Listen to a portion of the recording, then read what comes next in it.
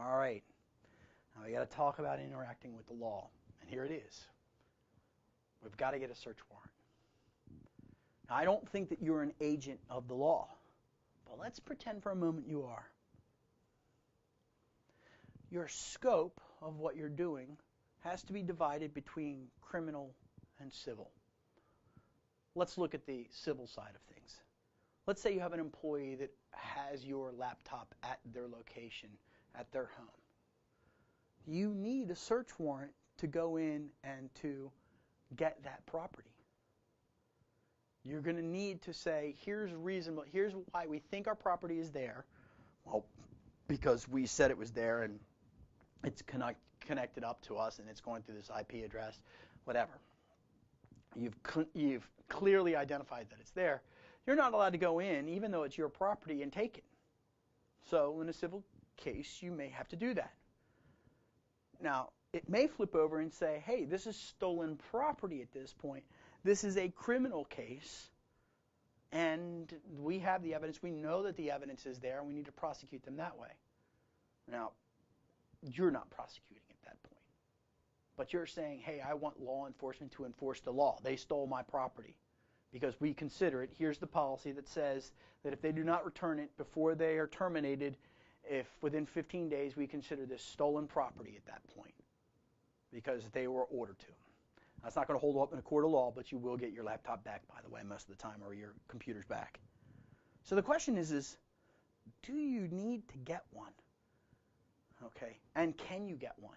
It is a difficult task. Let's pretend that it's our stuff and we want it back. Okay.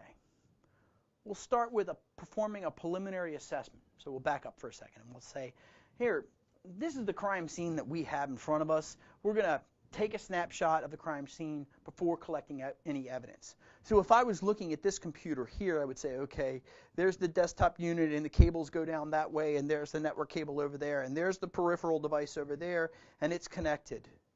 And you want to document all those connections. Floppy disks, CDs, DVDs. Let's take a look at one thing right here. So, this is a little tiny drive that hooks up to my laptop. It's got cables on the back. FireWire 800, FireWire 400, and USB 2. It also has a DC in. Now, if you were to walk up to my laptop and look, what you would see is that there's no power connected to this. And that's actually because the FireWire is actually, it derives its power from my laptop. So when you documented the scene, there wouldn't be that connector, but you'd look on the back of this and you'd go, well, where's the power in for this? Oh, it's got an on-off switch, but where's the power in for this? Well, you'd have to know through documentation that you don't need power for this and that it was still running and actually active, and you'd have to test out for that. So you've got to document how all this stuff is connected together. That's your preliminary assessment before you dig deep. So let's take some steps when we're doing securing the scene. So first off, what you have to do is you have to look at the search warrant that they've offered you. Okay, this search warrant says for this person's desk and all the surrounding equipment and peripheral devices. Not over there, not in the break room, none of those places. Make sure that you have the legal authority for the forensics examination request. So who is the person that told me to do this? Hey, are you the person that's in charge of this? Okay, fine. You've told me to do this. Okay, I'm here. Now, by the way, something that's not listed in any of these courses, if this was actually the case in some investigations, it may be that the people that you're interacting with are feeling threatened. So much so that they may threaten you back and they may cause you physical harm. So I strongly urge, before we talked about working in teams, I strongly urge your documenter when you're starting off with all of this information that somebody be watching your back literally, because it may be that that person could get violent. Make sure that you have somebody there. Usually when we're talking about seizing equipment, you probably have the sheriff there to back you up to seize equipment at a particular location if it's not inside your corporate headquarters. So make sure that you've got assistants and they are assigned to you to protect you. And now what you want to do is, okay, now that you've got this evidence and you're ready to go, before you got there, you had all your evidence bags, and you said, okay, well, generally it's going to be this, this, this, and this, and let's go ahead and take care of this. So we'll have an evidence bag for this, we'll have an evidence bag for this, and for the mouse and the monitor and everything that goes along with it. And somebody would say, well, Dean, why do you actually do the monitor? Why do you take the monitor away? There are some monitors today, and there are even some TVs today that actually have SD cards where you can slide in information and connect up to them and actually do projection through a USB drive that may be connected in the back that you don't see. So collect it all. Remember, sometimes this may be CDs and DVDs that are on their desk, and it may say that that case that's holding things is the perfect symphony or this particular jazz or that. It may also be data sitting inside of there. Check for forensic process needed to be performed on that evidence.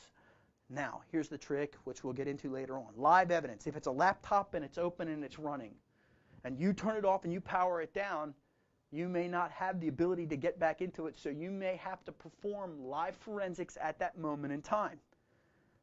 So, you may need to perform that process right there. Is this an encrypted laptop? Do you have the login? Can you get into the machine afterward? If it's a corporate asset, you'll probably have a system administrator password that will allow you to get into the machine.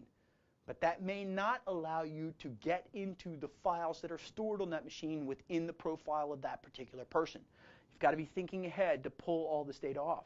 Now, I know what you're saying. You're saying, Dean, but you said don't change any evidence whatsoever. Well, yeah, I'm going to have to change a little bit of the evidence to actually pull something off, but I'm looking for mountains of evidence. I'm not looking for a smoking gun. I'm not looking for one bullet hole or one bullet at this point.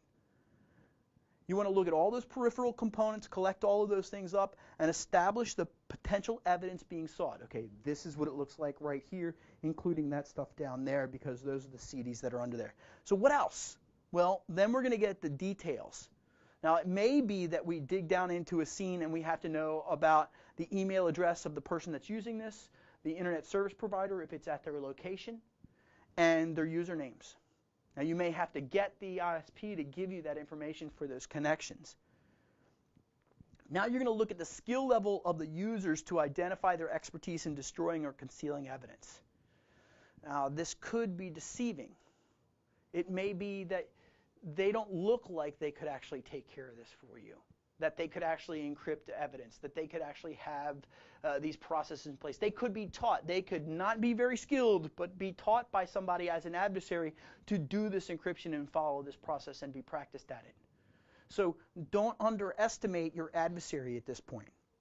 So now we're going to say, okay, we're going to set the order of the evidence that we're going to examine. If it's on the scene and it's a live system, then don't shut it down. It may be that, okay, we have to leave it running, so what can we do? Well, we can provide portable power for a laptop or for a desktop. If a desktop is running, we can actually go over to the plug that is in the wall and unscrew the plug, supply power to that particular device, and actually cut the wires from the wall and actually take it away with us with a little tiny generator. We can keep that system running at that point. So we may order that and we say, okay, well, we're going to do this on the scene, or say, hey, look, this isn't a safe area for us to be in because they may be home any minute, so let's get all this stuff out of here. And then figure out whether you're going to need additional personnel and equipment. In this particular scene, we look around us and say, no, we can handle this because our forensics truck, it's got everything on it. We can go ahead and keep this powered running on, and it's still logged in. Let's just take it away as it is. So, collect and secure evidence how? Well, do it in a forensically sound manner. So again, we're going to dig deeper into this later. We're going to make sure that if we're pulling information off of a particular drive, let's say it's this hard drive right here, well, what we're going to do is we're going to make sure that when we connect to this, that the data that's coming off of it, there can't be any upstream commands on this that actually would change this evidence. So what we do is we put a tool in place, a physical tool called a write blocker. And we'll plug that in here. Now, if we've got a bare metal drive, we can open this up, and the write blocker will actually connect right up to it. We'll pull the bitstream copy down to a sufficient size drive. We have to know what size this drive is, so we have to start looking at the manufacturers who created this and go, oh, this is a 750 gigabyte drive. I need at least a 750 gigabyte drive to copy it to. We're going to acquire the evidence, and we're going to do the analysis. We're going to look at the applications and the files that are all inside of this. Let's talk about write protection for a second. There are two kinds. There's hardware and there's software. No, scratch that. There is software, don't use it. There's hardware, use it. Why not software? There are plenty of good software tools that are out there. If that's all you have at that moment in time, fine. Use the software write blockers. But all professionals in forensics investigations use a hardware write blocker. These are not that expensive of a device. The most complex hardware write blockers that are out there today cost less than $2,000, and usually those kind have disk duplication on them. Think around the $500 to $700 level, depending on the interface and depending on the complexity of it. Usually today, by the way, what will happen in your forensics kits is you'll actually have write blockers connected up directly to the interfaces there, and they'll actually have the reference drive that you can slide inside of it and actually do the copying basically by hitting one button on these particular tools. There's a bunch of these tools that are out there. Use the hardware write blockers and disk duplicators out there because they've never been proven wrong in a court of law. Use the software write blockers if this is the only chance that you have at this one moment in time. Fine. You're going to have to take the evidence and realize that it's going to be questioned and your methods are going to be questioned. And you're going to have to say, I didn't have one at that moment in time to fit this particular device.